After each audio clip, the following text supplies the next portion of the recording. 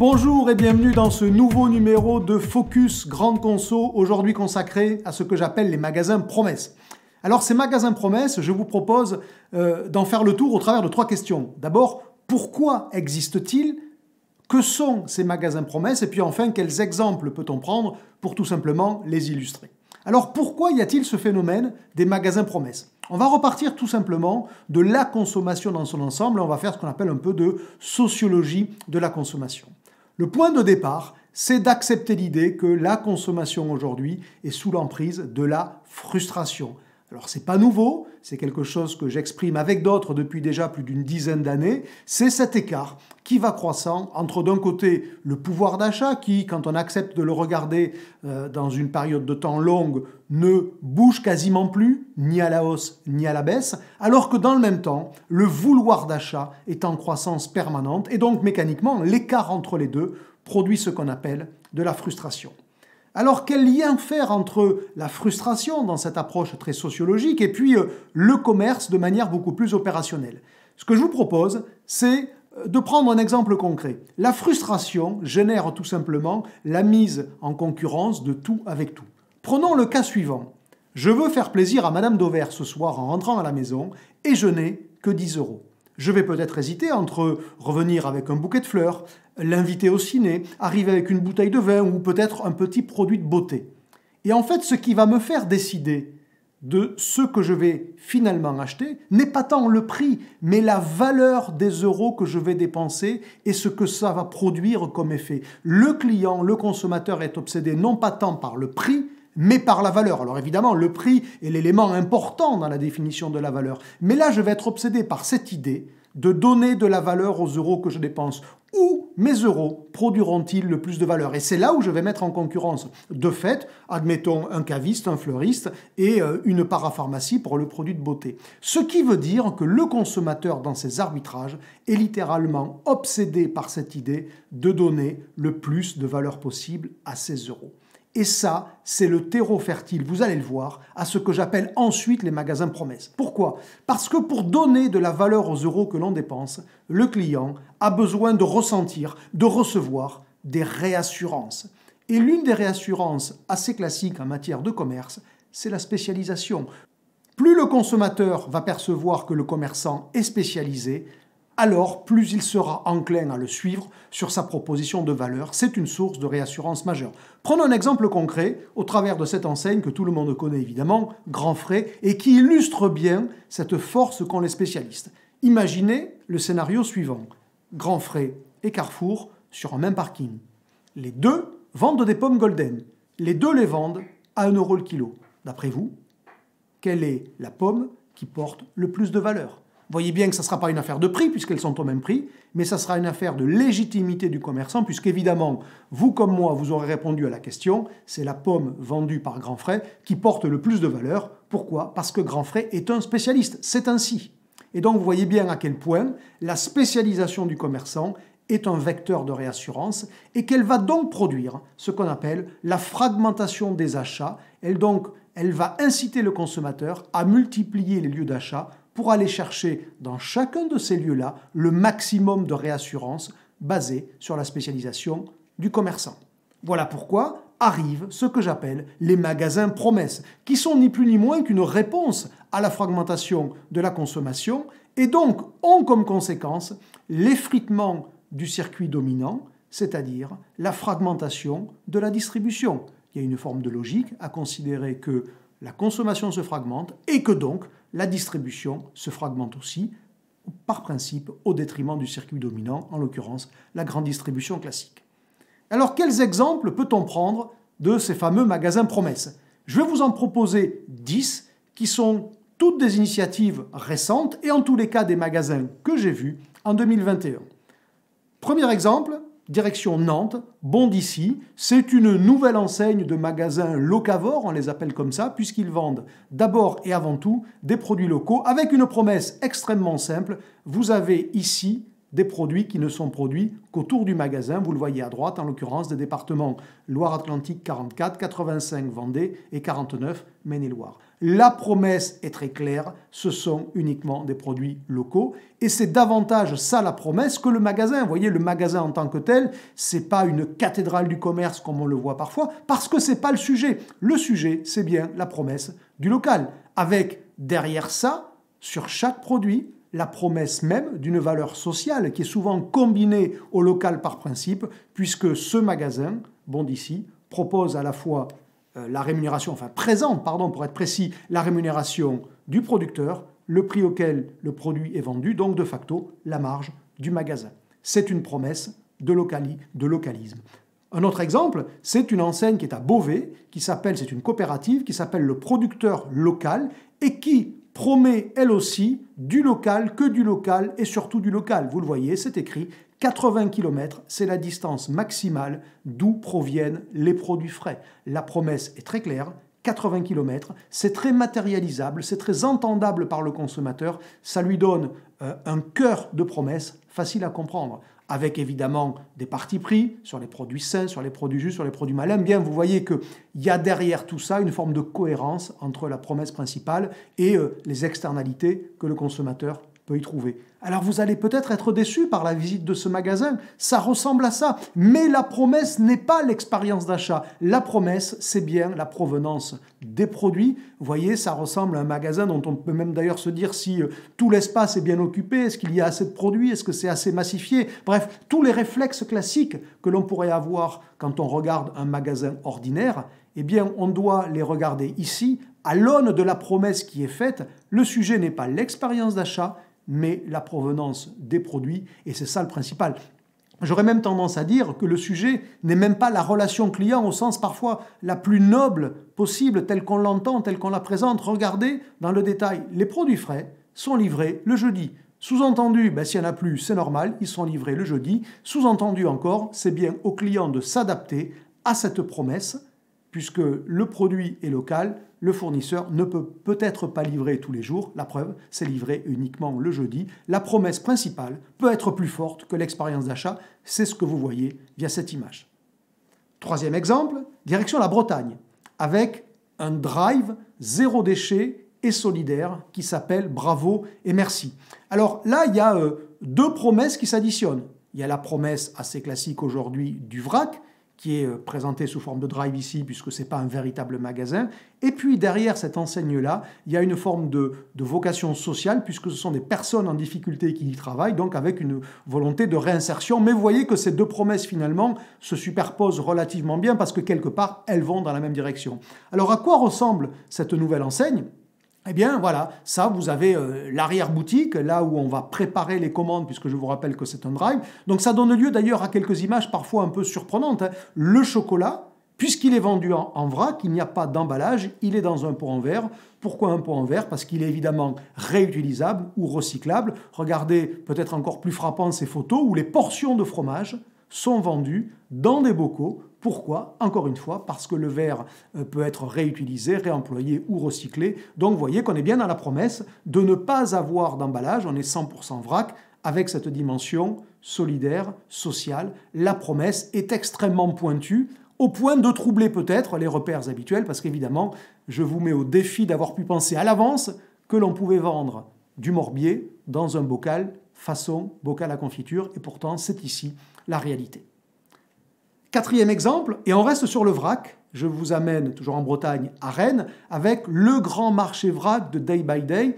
Et là, il y a deux promesses qui se superposent, mais qui sont intéressantes. Alors la promesse classique de Day by Day, c'est évidemment le vrac. Donc vous avez un énorme magasin vrac où tous les produits sont vendus en vrac. Mais le problème du vrac, c'est de ne pas pouvoir proposer une expérience d'achat complète. Voilà pourquoi, autour de ce magasin vrac, il y a la reconstitution d'une espèce de marché avec des commerçants indépendants pour la boucherie, pour le fruits et légumes et pour la crèmerie qui viennent sous forme, pour faire simple, de concessions, conforter la proposition vrac qui en tant que telle n'est pas suffisante et évidemment à chacun de ces stands, l'emballage, le principe même de l'emballage est banni.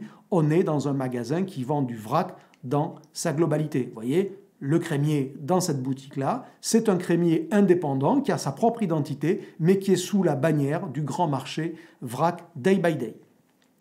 Autre exemple, toujours dans cette dimension de valeur sociale et de promesses extrêmement précises, bienvenue chez Marché Occitan, le meilleur des producteurs occitans, c'est ce que vous pouvez lire. Pourquoi? Parce que le Marché Occitan, MO ou MO, c'est tout simplement une enseigne qui appartient à une coopérative agricole qui est d'ordinaire connue pour faire des produits agricoles bruts et parfois un peu de transformation, notamment sur les conserves gras, sur le canard, et qui désormais est aussi exploitant de magasins, et vous voyez, ça ressemble pour le coup à un vrai magasin, c'est pas quelque chose qui est fait façon magasin de producteur à l'ancienne avec de la paille au sol et des actifs un peu rincés, pas du tout, c'est un vrai magasin qui est tout à fait avenant, qui est dans Toulouse, et qui propose donc uniquement les magasins vendus par la coopérative ou par ses partenaires les plus immédiats. Donc en gros, on trouve des produits qui ont une histoire, parce que ce sont des produits de producteurs et pas juste des produits qui ont été distribués par un distributeur. C'est une promesse de filière, une promesse de verticalité directement du producteur au consommateur. Vous voyez, c'est mis en scène de manière tout à fait avenante et l'identité même de la coopérative qui s'appelle Artéris, elle n'est ni mise en avant de manière excessive ni cachée. Vous voyez que ici les asperges sont signées Artéris tout simplement parce que c'est le nom de la coopérative. Sixième exemple, direction le nord et Valenciennes. Là, vous avez l'ancien hippodrome de Valenciennes, c'était le cirque d'hiver pour faire simple, qui a été reconfiguré, c'est une création vraiment récente, en place de marché, qui porte d'ailleurs l'enseigne Place au marché. Alors, c'est quoi cette enseigne-là? C'est, pour faire simple, c'est un promoteur qui a l'idée de faire une enseigne qui vend le rassemblement d'artisans, c'est-à-dire c'est un véritable marché avec des artisans qui le composent, et le tout étant brandé, marqueté, avec une enseigne qui s'appelle Place au marché, alors qu'à l'intérieur, vous avez des indépendants qui se succèdent, chacun avec leur identité. Le fromager s'appelle Carré des Halles, le bar à vin, vous voyez, il est encore différent, et à l'intérieur, il n'a pas à rougir de ce que l'on peut voir par ailleurs. Si je continue à vous faire visiter ça, le primeur s'appelle Fortezza et il est indépendant, la poissonnerie aussi. Bref, vous avez le rassemblement dans une même unité de lieu, d'artisans qui ont donc chacun la légitimité du spécialiste de son métier, derrière un panneau commun, une enseigne commune qui s'appelle Place au marché, que l'on voit aujourd'hui se développer dans le Nord. Valenciennes n'est pas qu'un exemple, c'est une implantation parmi d'autres. Et donc ça ressemble à ça, vous voyez que ça a une vraie identité, et donc la promesse ici, c'est comme au marché, avec de véritables artisans, sauf qu'il y a une identité qui chapeaute l'ensemble. Alors on quitte cet univers des produits locaux, des produits artisans, et on va vers la notion de communautarisme qui correspond aujourd'hui à une promesse que certains viennent chercher dans le commerce. Direction Franconville, on est en région parisienne, avec Hello Market. Alors Hello Market, en apparence, ça ressemble totalement à un supermarché classique. C'est un supermarché qui fait ici à peu près 500 mètres carrés. Vous y trouvez des produits assez habituels, des compotes, des crèmes dessert, du sucre, vous le voyez à gauche, un rayon fruits et légumes parce qu'évidemment il faut vendre de tout. Et puis, quand vous arrivez sur quelques rayons qui peuvent avoir un prisme communautaire revendiqué, eh bien, à la boucherie, évidemment, tout est halal parce que c'est ça la cible, c'est ça le communautarisme appliqué à ce commerce-là, et c'est positif en tant que tel parce qu'au moins il y a une promesse qui est très claire, mais qu'on ne retrouve pas uniquement à la boucherie. Vous voyez par exemple ici au rayon pâtes et féculents, eh bien regardez, concentrez-vous sur la part que prend la semoule comparée aux pâtes. La semoule représente quasiment 2/3 de l'emplacement qui est réservé, vous le voyez ici à gauche, à Panzani. Ça veut dire quoi? Ça veut dire que là, on s'adresse clairement à une certaine typologie de consommateurs pour lesquels la semoule n'est pas un petit produit comme ça l'est dans un magasin classique, mais bien une clé d'entrée dans l'offre, un produit. On est bien dans une logique communautaire. Et donc, c'est un magasin promesse puisqu'il promet d'être le spécialiste des produits pour cette communauté. Et pour le coup, ça fonctionne. Autre communauté, Nosso, à Lille, qui vise la communauté portugaise. Alors en apparence, ça ressemble à un vieil hard discounter parce que de fait, ce n'est pas l'expérience d'achat qui est la plus enthousiasmante en apparence. Vous voyez, c'est un vieux magasin un peu rincé, vous l'avez peut-être reconnu d'ailleurs par l'architecture extérieure, mais avec comme point commun, c'est que tout ce qui est vendu ici correspond à des produits pour la communauté portugaise et parfois même uniquement avec des produits portugais. Vous voyez, ici, vous n'avez que des produits portugais. Si vous regardez les céréales pour petit déjeuner, ce sont que des marques de produits portugais qui sont habituellement vendus au Portugal. Si vous regardez le Coca-Cola, c'est du Coca-Cola qui vient du Portugal. Alors qu'on pourrait considérer que Coca-Cola, c'est tout à fait proposer du Coca-Cola français en France. Bien non, la promesse ici, et c'est ça tout l'intérêt de ces magasins promesses, c'est que pour que la promesse soit la plus efficace possible, la plus légitime possible, il faut qu'elle soit la plus couvrante possible. Ça veut dire qu'il ne faut pas qu'il y ait de trous dans la raquette. La promesse ici, ce sont des magasins portugais, et donc, ou des magasins pour la communauté portugaise, donc on doit être absolument imprenable. Évidemment, même les fruits et légumes viennent du Portugal. Voilà pour cette promesse-là, encore une fois, communautaire. Une autre promesse de type communautaire ou exotique pour les consommateurs que ça intéresse, c'est Casa Gusto à Marseille.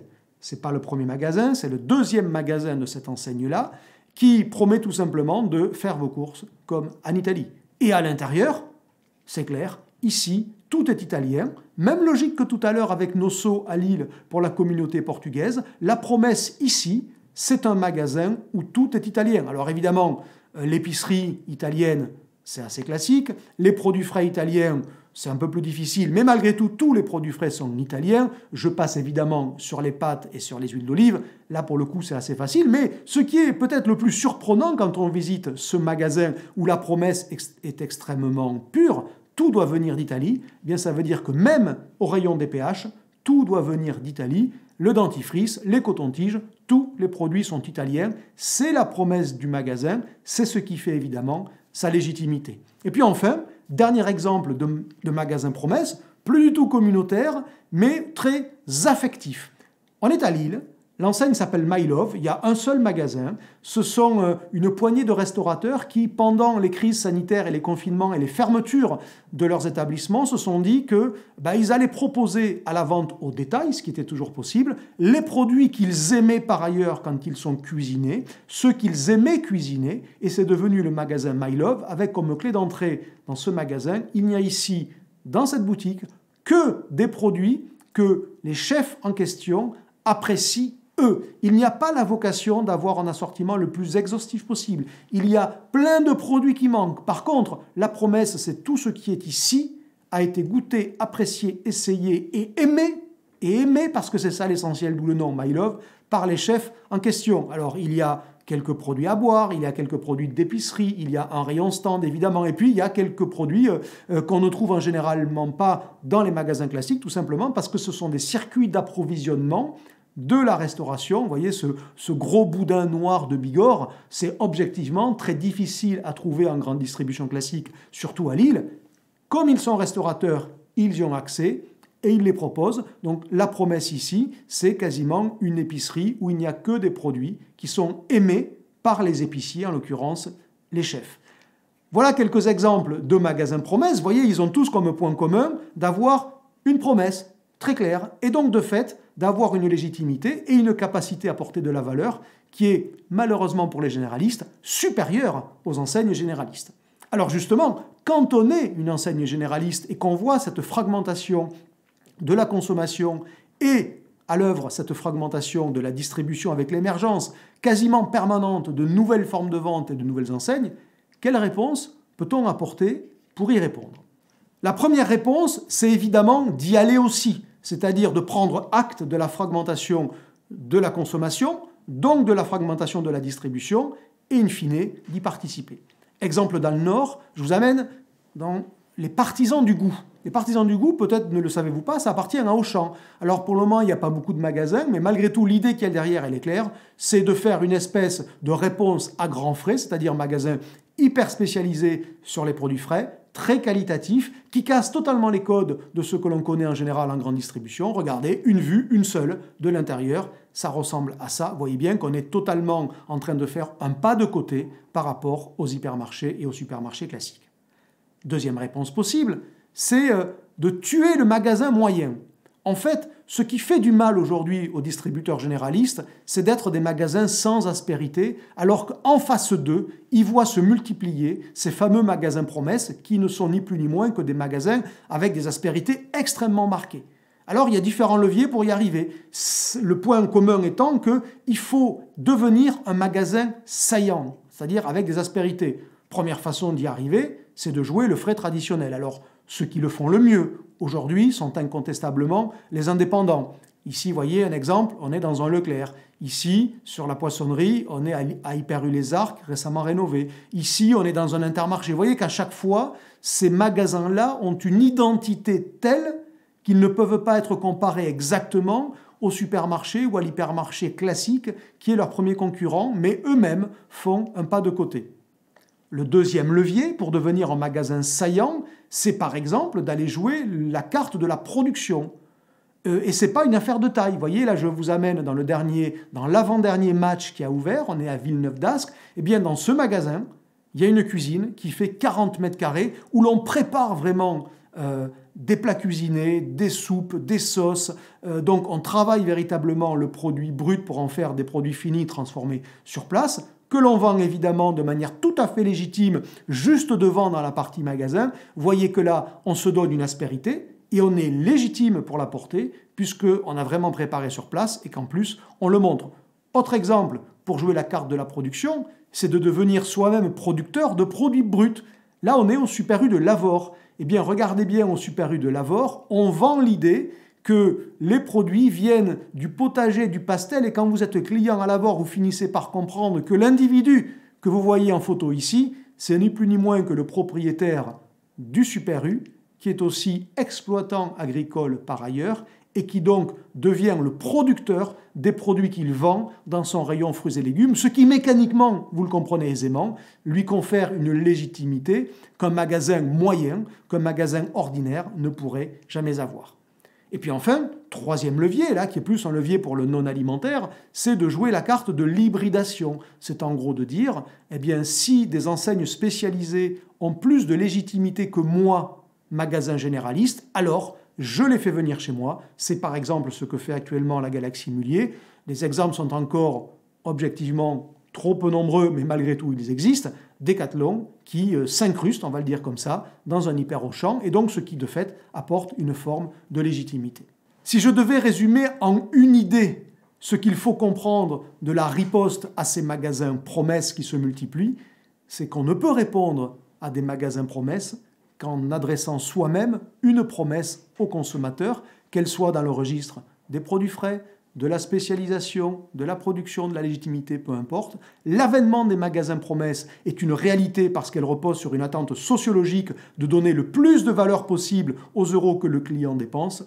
Les distributeurs généralistes doivent en prendre acte et devenir eux aussi, autant qu'ils le peuvent, des magasins avec une promesse clairement perceptible par les clients.